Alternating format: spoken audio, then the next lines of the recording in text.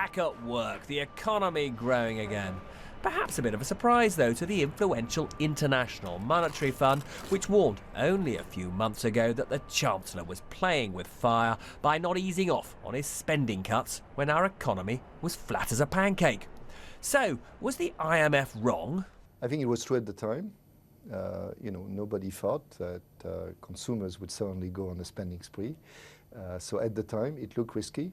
Now, in retrospect, it was probably not playing with fire, but at the time we didn't know, and I think it was a reasonable call. And is the man who lives here smug that he ignored the IMF's counsel?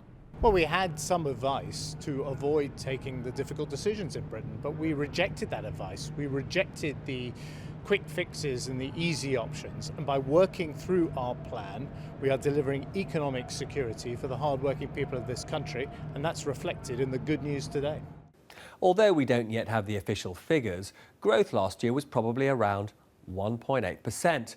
But at the end of 2013, the recovery accelerated. And that's why the government's official forecaster, the Office for Budget Responsibility, and now the International Monetary Fund, are expecting growth this year, 2014, of 2.4%. However, many economists think they're still too pessimistic.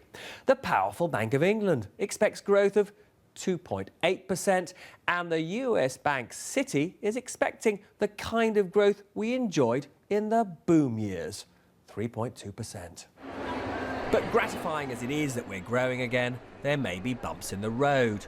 Too much of the UK's recovery is arguably based on consumer spending, shopping, rather than investment, and is vulnerable to rises in interest rates.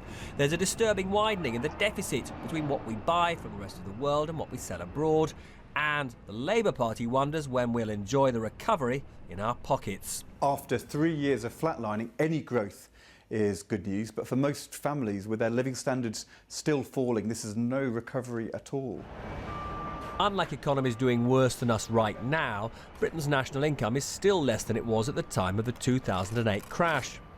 Our recovery is real, but it will be some time yet till we're again as rich as we were before it all went so horribly wrong. Robert Peston, BBC News.